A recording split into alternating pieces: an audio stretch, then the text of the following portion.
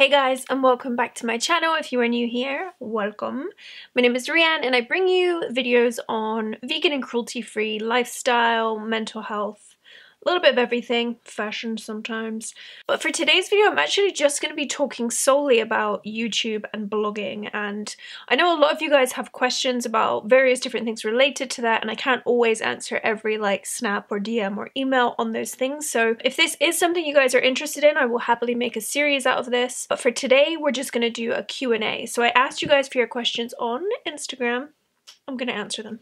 Okay, the first question I got was, how do you connect your camera to an external screen so that you can see what you're filming or taking photos of without having a flip out screen? I'm gonna tell you.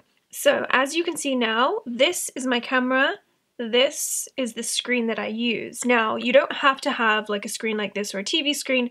You can often set up your camera to your laptop. But what I would really recommend doing is just Googling your camera make and then link to laptop. And it will often tell you how to do it.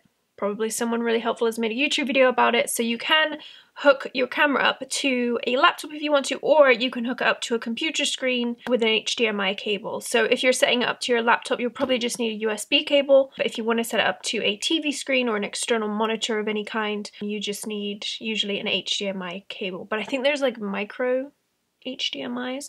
So what I would recommend doing is Googling your camera brand, connect to external screen or laptop.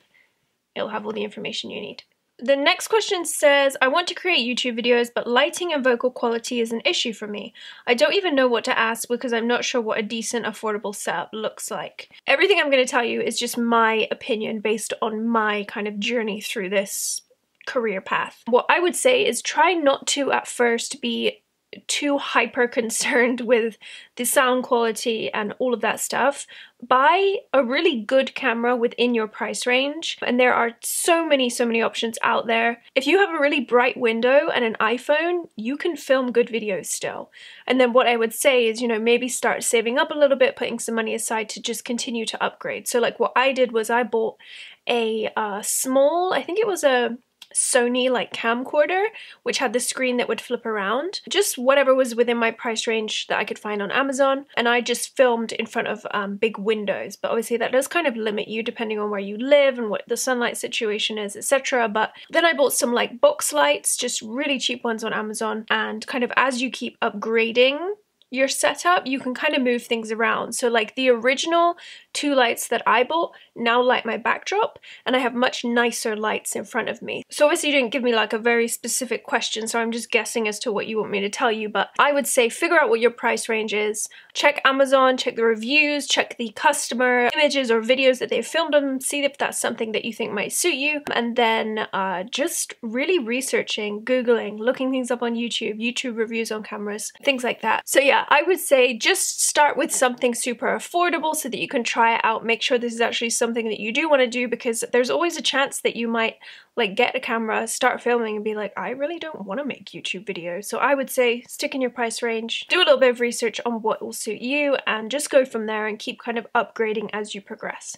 The next question is, how do you avoid redundancy when creating content for multiple platforms, YouTube, blogging, Instagram, etc.? So when I started, I was probably doing much more blog content, and then as it kind of evolved, I really started to love making YouTube videos, and I love that kind of medium of expression, shall we say. I think sometimes it's good to kind of make a few lists. Think of things that you specifically want to post to your blog, think of things that you would like to specifically post to your Instagram, and then things that you would rather put on YouTube. So come up with a few ideas for each column and then just go from there, and obviously be open to the idea of changing those things up if necessary. But yeah, I don't know, I guess I don't really focus on that too much. I typically focus on creating stuff that I enjoy making and that you guys seem to enjoy watching, and don't really worry too much about the rest, or have I done something similar to this on Instagram? Have I done something too similar to this on my blog? So yeah, I would say if that is a concern for you, maybe just, like I said, make 3 lists for each different thing. Yeah, decide what you want to post where. One thing I do want to say, which is maybe related to this, I'm not sure, is that sometimes I think people are like, well, I posted this to YouTube, so I can't put it on my blog, or like, I don't want to like share it to my Twitter, I put it on my Facebook. Share the content you create everywhere, because people can just skip past it if they don't enjoy it, you know? The next question is, how did you first deal with the fact that people who know you watch your videos, like with your first videos, etc.? I think because I've essentially grown up on the internet, I just don't care. I think sometimes if you are in a real life situation and people reference it, sometimes it does kind of like catch you off guard, because, I mean, think about it this way. If you were working in an office and then somebody from your like social life, say, brought up something you did at work, you might be like, huh? Just because you kind of keep those things separate. But I think with social media and having a job in social media, it's a lot harder sometimes to keep that stuff separate. So I just feel like, for me at least, I just don't really care that people in real life might watch my stuff. I just think like, yes, give me the views, you know? And I know that's probably easier said than done. A lot of people would be probably quite self-conscious about it, but I would try not to worry about it too much. And I mean, you should be proud of the stuff you create, you know?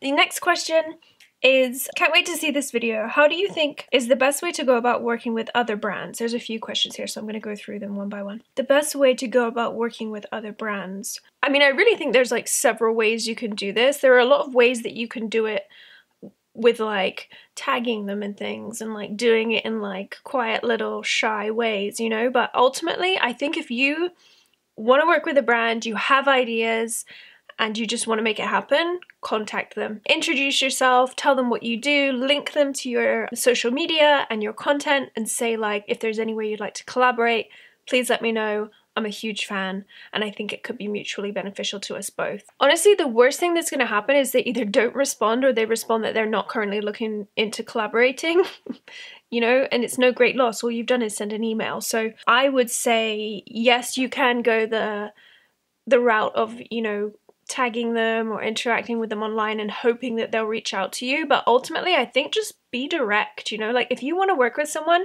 ask them, because the worst thing they can do is say no. The next part is also, what was your big break? Obviously, it's super hard work and determination, but maybe just a key point in your career that you're super thankful for. I mean, the first thing that immediately comes to mind is winning the Pacifica Muse contest. Pacifica are an amazing cruelty-free and vegan brand that you can find really easily in the drugstore. Creating the content for that contest and taking part in it, it was like stressful and challenging, but it was also really fun, you know? I think when you first start off on YouTube, you're not making a ton of money, you know? And so winning something like that is like, this is awesome. Because not only did I win some money in that contest, but also like they flew me out to LA, took me to BeautyCon, I got to film at the Ipsy Studios. I will link that video up in the corner if you want to watch it. But that was probably when I was like, wow, like this job can really take you places, you know? It obviously made me feel good, like, wow, people actually like the content I'm creating, both viewers and also brands. It gave me some insight into how brands run, and obviously, you know, it was great to have those trips to LA. So, I mean, the other things are just kind of like tracking your income and tracking like your numbers and how many followers you have and stuff like that. And that stuff can be super inspiring for some people. And I don't think it's vain or wrong to want to make money or like have more followers. I don't think it's bad. I think it like shows that what you're doing is of value. So yeah, I would say the Pacifica Muse contest, and then just like the smaller milestones like gaining more followers and things like that. You may have answered this question before. How was creating content on YouTube affected you positively and negatively? Positively in that I have been able to connect with a ton of people, that I have been able to, you know, grow with a lot of people. And then also being able to make it a job. Like, there's no shame in like wanting to make money from your career and your job. And I feel like especially as women sometimes, people look at women and they're like, okay, I want you to succeed, but like not too much. Like, don't get too successful. And I find that to be kind of a bummer sometimes. I don't even think this is the question that you asked, but anyway, coming back around to your question, I would say positively in that I've been able to connect with a lot of people. It's given me a lot of opportunities, and I've also been able to make it my job. And then negatively, I was thinking about this earlier, like, a lot of the kind of mean or negative things people say, even as the most, you know, like grounded, level-headed person out there, you're still gonna find it wears on you a little bit sometimes. So I would say maybe that. And then obviously there are kind of like frustrations with when platforms change and algorithms change, and just trying to like figure out the best way to do things can be challenging sometimes, but I wouldn't say that there have really been too many negatives for me, because I think that the good stuff outweighs it. And then the next part of that question was also, what is your favorite aspect of being a blogger or vlogger? Yeah, again, going back to it, I think it's got to be connecting with people. Yeah, I love you guys. Okay, the next question is, I'm wondering how you get paid. Does YouTube pay you, and what's the criteria? As an online social media content creator, influencer, whatever you want to call it, you get paid from several different revenue streams. So you can get paid from ads, which might be like AdSense, which are the ads that play throughout your YouTube videos, or you might host ads on your blog as well, which you can also kind of do through AdSense. I think people have this kind of delusion that you get paid a ton of money for every video you make on YouTube, and you do not. Unless you have like millions of followers, the income you make from AdSense, and again, this is a lot of guessing because people don't openly talk about money a lot, I would say is typically going to be a much smaller percentage of your income than people are aware. So like for me, AdSense is like a very small portion of what I make. You can also make money through affiliate links and codes. So like I always will list all of the products I'm telling you about, and I will add affiliate links to that, so that when you purchase through those links, I will make a very small percentage of that purchase. It doesn't affect how much you pay in any way. It's just, you know, it's like a referral. You make a little bit of money on it. That is a much bigger portion of my income compared to AdSense. Much, much bigger. AdSense pays a pittance. And then another way that you can get paid is from sponsored content. So my last sponsored video was with the brand ENA. I'll link that one too if you want to check it out. So like, for example, that brand paid me to create that content for them. So yeah, those are, I would say, the three main streams are YouTube AdSense, affiliate links and codes, and then creating sponsored content for brands. There may be some other ways people are getting paid out there, I don't know, but those are like the three main things. YouTube did just change, I had such a hard time saying that, Jesus, the criteria that you need to get paid from AdSense. So I think now you need to have like, the threshold is like $100, so you have to be making $100 in AdSense that month to get paid at least. And now they've added in that you need to have like 1,000 subscribers and like a certain number of watch time.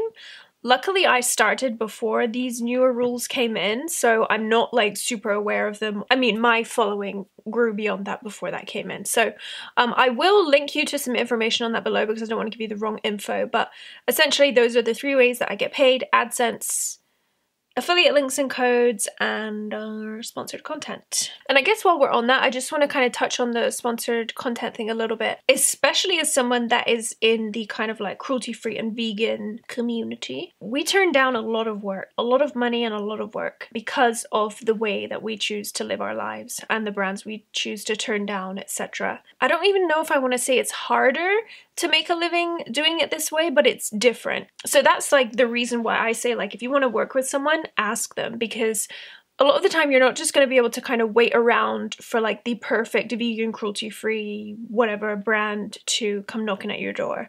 I think it's good to reach out, because if you want to make a living doing this, you need to be a little proactive in kind of partnering with those brands. And honestly, I feel like the brands that I've approached in that way, I've always kind of respected that I've come to them and said, like, this is what I have to offer. I love you as a brand. Do you want to work together? So I hope that this is useful and not just rambly bullshit. The next question says, hi Rhian, love watching your Q&A videos. Thank you. Thank you for watching them. A question that I have is how you learned your editing or videography skills. Excited for future vids.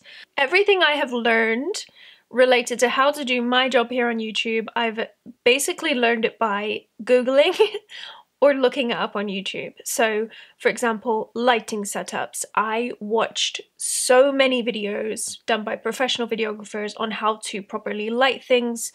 I still have a lot to learn. The camera I have, for example, is a great camera, but like I probably use like 5% of what it's capable for. Personally, I learn better in my own time, where I have time to like watch or read the same thing 50 times until it sinks in. Like, I think that's probably why I didn't do very well in school, but that is how I learned to do editing and lighting and everything like that. So what I would say is you really need to like try first and then figure out what it is you want to know how to do. So for example, I started with iMovie, and then once I'd kind of exhausted, this is editing by the way, once I'd kind of exhausted everything iMovie had to offer me, then I was like, I'm gonna upgrade now to Final Cut Pro. And then little things where I was like, oh, I don't really know how to do it on this new program, I just googled how to, and then whatever it was I used to do on iMovie, and then on Final Cut Pro, so just Google that and it will often just tell you, or there will be someone who has made a super helpful YouTube video on how to do those things. So a lot of it is going to be learning from like putting it into practice and figuring out, oh, what do I want to do a little bit differently? Like, you know, you might think like, oh, my videos look kind of yellow, or like my skin looks kind of green. Like, then you might start Googling like about white balance and stuff like that. It really is just failing and then figuring out how to make things better and Googling and looking things up on YouTube. So the next question is, how do you motivate yourself to get started? I've been starting a lot of projects, but I haven't been motivated to edit them, and I'm afraid that I'm waiting too long before I post anything. Personally, what motivates me is you guys. So I'm thinking like, I filmed this thing, I want to edit it so you can see it. And not only do I want you guys to see it, to enjoy it, but that's how I make a living, you know? So yeah, I mean, I think at this point where this is my job, I don't really like have the option to just film a bunch of stuff and not edit it. I know it's a little bit different when you're maybe just starting out, or you're doing it like as a hobby or to kind of supplement your other job. But yeah, I mean, if you don't edit and upload it, then no one's gonna get to see it. So you just kind of gotta push through. Next question is, best ways to get more exposure for your blog or Instagram? I feel like most people discover blogs through Instagram, but I'm not sure how to create more traffic, especially with the weird algorithm, in order for people to find me or my blog. Instagram, I really think, comes down to putting out great content, responding and engaging with your viewers. Even if you only get 2 comments on an Instagram image, respond to them, thank them for taking the time to comment, and engage with other people in your field. And then for your blog via Instagram, obviously link your blog in your profile. If you have more than whatever the minimum followers you need to be able to put links in your Instagram stories, do that. Put links to your blog everywhere. Put it on your Facebook page, put links on your Twitter, put links in your Instagram and your Snapchat stories. The other thing you're going to want to do on Instagram is to use helpful hashtags. So you can either put them in the caption, or you can put them in a comment below, whatever your caption is, and use relevant hashtags. I mean, any hashtags that you might look at and think are relevant to your stuff, add them. What I think is like, look at the people you follow on Instagram, look at the content that they create that you really enjoy, and try and take some inspiration from that and think like, okay, I enjoy that they did a post on this, I'm gonna do a post on my version of this. So yeah, I think really just creating content that both you enjoy and also your viewers enjoy. So engage with people. When you post a new blog post, put links to that everywhere, share it with everyone, get excited about it, and yeah, just really keep going. I think sometimes when people might start on Instagram, they'll be like, oh, you know, I've only got like 1,000 followers this year. Well, that will keep growing, you know? And so I think sometimes people kind of like give up, and then they start looking into like buying followers or like comment pods and stuff like that. And I think where that gets a little iffy is when you are working with a brand and the brand is like, wow, they have like 100,000 followers, they have 500 comments on each post. If that is created from buying followers and comment pods and stuff like that, it's kind of misleading. And Chloe Morello did a really good but also slightly sassy video on this, which I will link for you. But that is something I know some of you have kind of brought up to me, like, have you ever like bought followers or anything like that? And I haven't. And I guess it's just never really felt right to me. So yeah, anyway, slightly unrelated, moving on. Okay, the next question is tips and tricks to speed up time editing videos. I love creating content, but I find editing to be tedious and was wondering if you found things that speed it up. Editing can be tedious. I mean, you just gotta find what works for you. Like, do you find it best to film everything one day, edit the next day? Do you find it best to film and edit immediately after while it's kind of fresh in your head? I mean, the other thing is make sure that your computer isn't just filled with so much shit that it's moving at snail's pace, because having a fast computer and good editing software is really nice because it just speeds everything up and you're not waiting too long for things to like render or just like crashing all the time. So it is a bit tedious, but it's kind of just like part of what you have to do if you want to create YouTube videos, you know? You gotta do it. Okay, I have a couple questions from one person. Question: getting a blog off the ground, be your own hype person, you know? Because if you can't be your own cheerleader and be excited about what you're doing, you really can't expect anyone else to be. So don't be afraid to be like proud of the content you're putting out, sharing it on all of your pages, sharing it on your personal Facebook if you want to. Like, be proud of what you're creating and be pumped to put it out there. I think people do pick up on that and then they get excited too. The next question is IG algorithms and getting noticed. Instagram and YouTube algorithms are tough because we don't always have all of the information that you need to be able to like successfully use them. So I mean, still sometimes my Instagram posts might get like very few comments and then others will be like on the discover page and get a ton of comments, and there might not really be any reason for it necessarily. So I really think for Instagram, engaging with other people, like other people's stuff, comment on other people's stuff, follow a lot of people that you enjoy, engage with your commenters, and yeah, I mean, I really don't know what the secret is. I mean, if anybody does know like the Instagram secret, let me know, but engage with people, use the app, like other people's stuff, and hashtags. Use good hashtags. If you've used a bunch of makeup from a certain brand, tag them. Tag the brands that might be featured in the images that you're posting on Instagram. Really just try and use the app to its full potential. I think sometimes people get caught up in like, what's the easy way to get followers? Like, there really isn't one unless you're buying them. Yeah, treat it like a job, you know? Treat it like a job and also enjoy it. The next question is tips on how to keep thinking of new content and keep everything interesting. Also, how to promote yourself to get more people to watch or read. Watch a lot of other YouTube videos to try and keep inspired. Follow a lot of people that you find enjoyable yourself. And I'm not saying to like copy their work, but often you will then get like ideas of your own. So the other thing I do is I use lists on my phone, the app, and I just keep running lists of like ideas of things to film, ideas of things to post to Instagram, ideas of things to post on my blog. And so if you ever do then have like a, what should I film today? You can reference that list, get some ideas. And the other thing is if I am kind of like in a little bit of a rut and I don't have a lot of creative ideas, I'll go on YouTube and like watch a bunch of tag videos and see if there's any good like tag videos to do, because tag videos also get you typically a lot more traffic that you might not ordinarily have, because people who are watching other people's videos of that same tag might then see your video pop up as a recommended one and you might get some new followers that way. So I think keep running lists, watch people that you find interesting and kind of gain some inspiration from them. And yeah, don't be afraid to do tag videos if you are feeling like, I don't know what to do. This question is, do you ever consider how much waste you consume from getting products sent to you by different companies? I know you're really considerate. You should find ways to be less wasteful when you do your job. I do love your channel, and I would love to know that you do your best to be eco-friendly. I mean, I don't truly know how to answer this. I think as soon as you mention that you are vegan or cruelty-free, people are then like, you can't buy fast fashion, you gotta be eco-friendly and zero waste.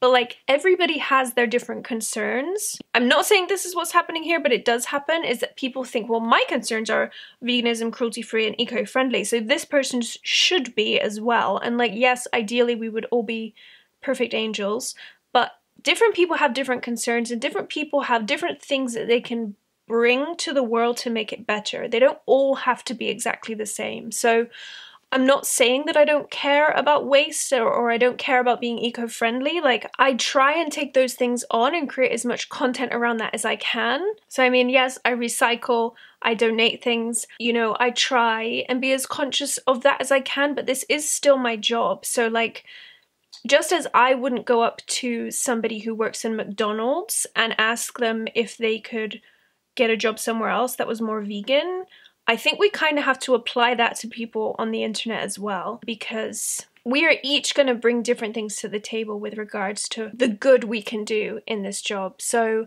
it's not that I don't care, but like I never came on YouTube and said I was like eco-friendly, zero waste, any of those things, you know? So I think you kind of have to let people still live their lives and make a living. Maybe that's wrong of me, but like I said, I mean, I wouldn't go up to, or even someone in an office and be like, you used a little too much paper there, you know? So I do have those things in mind, and I do try my best to, like I said, recycle, donate things. But this is still my job. So, I mean, that's probably not the perfect angelic answer that you wanted, but it's my answer. Okay, here's a good question. Do you think it's important to have a theme or specific focus before starting a channel? I think that it can be, but I would say if you are going to pick a theme or focus, still be open to doing different things. Like when I started and, you know, it was like, I'm going to do cruelty-free makeup.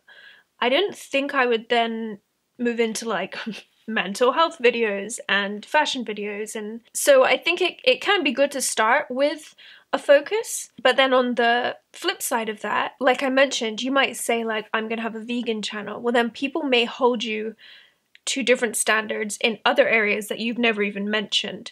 So I think if you are gonna have, you know, some kind of like conscious theme like that, like with being vegan or eco-friendly or whatever it might be, you're going to have to be open to that people are going to hold you to like extremely high standards in every single area of your life. So I think that is one thing to keep in mind, but I don't think it's bad to have a focus or a theme. No, I think it can be really good to attract people to your stuff. What was the next question?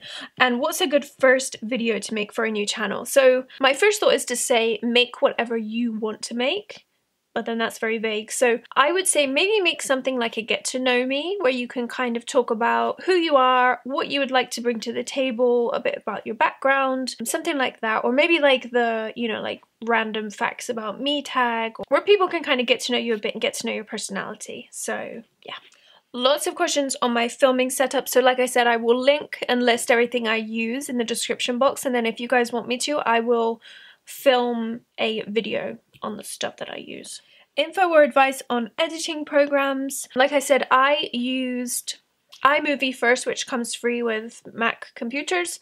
And then once I felt like I had kind of exhausted that, or I wanted to like move on to doing cooler stuff, then I got Final Cut Pro, which I mean at this point I'm probably not even using that to its like even half of its capacity, you know? So yeah, iMovie and then Final Cut Pro are the things that I would recommend because that's what I used. Someone says, how do you deal with a lack of privacy? And this is a really good one because I think when you start YouTube and you start to get a bit of a following, people ask you to make videos on certain things and you might just do it and then maybe later look back and be like, oh, I kind of wish I hadn't done that. That was a bit too personal or whatever. And I mean, I share a lot on here. It can be really hard, and I don't think I'm like at a point in my career where it's like too wild. Keep checking in with yourself as to what things you do want to keep private. Like for me, I don't want to do like a full crib style house tour because I don't think it's a good idea from a safety standpoint. I've also lived in homes that have been broken into twice in my life, and that's, you know, like a traumatizing experience. So anything I can do to minimize the chances of that happening again.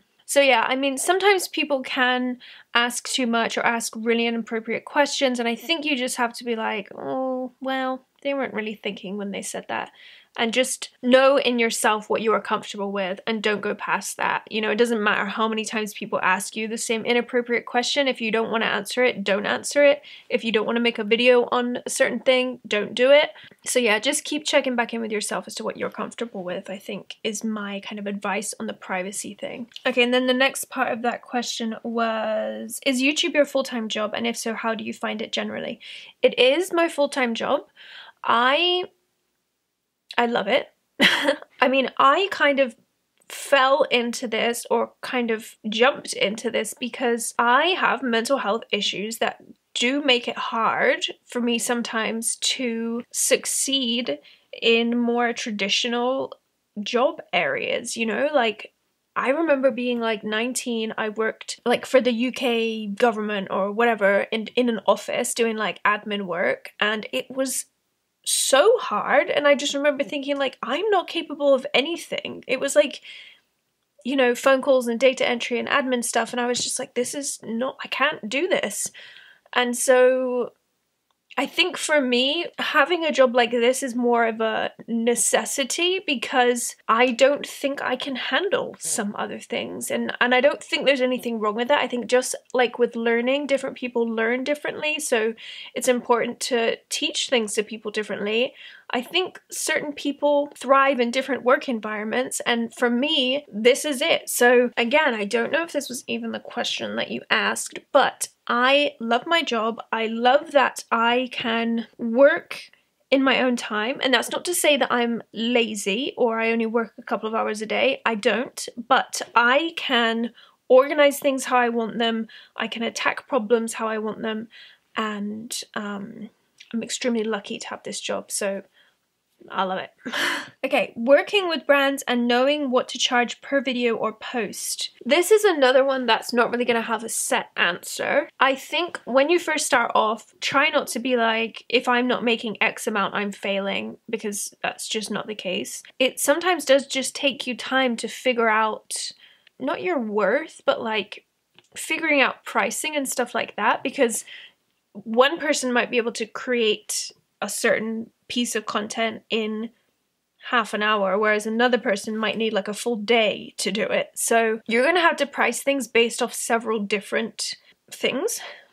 You know, think about how much time does it take you to put into creating whatever it is, what your following is, and so how valuable that might be to the brand. This may be another one that I would need to create a full video on if you guys are interested, which is how to make money and how to ask for money and how to feel confident in asking for money, because it does take a long time. So yeah, I mean, it does vary on several different things. What I did when I first started was I just Googled, you know, how much do I charge for a YouTube video if I have this following, and there's several people make like different formulas and stuff to figure that out. Don't feel like you have to stick to what someone else does. I think this is one that needs its own video, if I'm honest, if you guys are interested. This is an interesting question. Will you do YouTube until a normal age for retirement? I don't know. I don't think there's any way I can know. YouTube could disappear tomorrow. So I'm open to it, but I'm also just open. So this career could take me down several different paths. You know, I might decide one day I want to go work for a brand, or like I want to create my own brand. So I don't know. I don't have the answer, but I'm open to whatever might happen. Lots of questions on editing, which I think, again, will probably need its own video if you guys are interested. How do you organize blogging and thoughts? I just bought my passion planner, so I'm super excited about that. Ooh, I love a passion planner. Again, like I said, I will use the Lists app on my phone, create lists that way. I will make notes in my passion planner, and I also sometimes will use like 1,000 sticky notes. So for me, my brain is naturally quite chaotic, and I have had to try and make myself be more left brain. And I think I've come to terms with the fact that that's not any one way, that is trying a little bit of everything. So some stuff I put in the lists on my phone, some stuff I write down in my passion planner, some things I have in sticky notes on my computer. So those are my ways. Where do you see the semi-near future going in terms of cruelty-free and vegan beauty? Like, do you see it taking off and becoming more mainstream? Will more brands, especially the big ones, go cruelty-free anytime soon, in your opinion? And do you see cruelty-free or vegan bloggers and YouTubers becoming more popular or less of a niche? I don't know, and I don't have the answer, but I can tell you where I hope it goes. I hope that more brands will go cruelty-free. I hope that more brands will have vegan options. I hope that it all becomes so mainstream that there really won't be a need for this niche anymore, because it will just be the new normal. And maybe that's wishing myself out of a niche career. But I think for something like this, where like the goal is to have more people be vegan or cruelty-free, or whichever one of those you focus on, that's got to kind of be your want, right? It's like, I mean, I don't care if a brand decides to go cruelty-free because they think they'll sell more products, as long as they do. And that might be a very unpopular opinion in the like cruelty-free or vegan community, but my hope is just that more people go cruelty-free and maybe vegan. And then this is a really nice one to end this on. What's the best remedy after a hard or stressful day? Love your content. Kiss, kiss. I really like to end my day by taking the dogs for a walk and then making dinner to some music and then relaxing my ass on the couch to some TV. That's how I do it. And that might be what I'm about to go do now, but probably not because I have a bunch of laundry to do. And it's not been particularly as stressful of a day, thankfully. So I really hope you guys enjoyed this video. Obviously I wasn't able to go too in depth on everything because it was kind of a lot of questions. So do let me know what you would like to see me make next in this series. I think that this kind of thing is really important because some people are kind of reluctant to share this stuff because they, you know, like don't want everybody to be doing the same job that they're doing, but like, why not, you know? Like, this job has been really good to me. For me, I want to share this with you guys because I think it's good to elevate people if you can. So yeah, I'm gonna keep sharing this stuff as long as you guys are interested, and let me know what you'd like to see next. Please give this video a thumbs up and subscribe if you haven't already, and I will see you in my next video. Bye!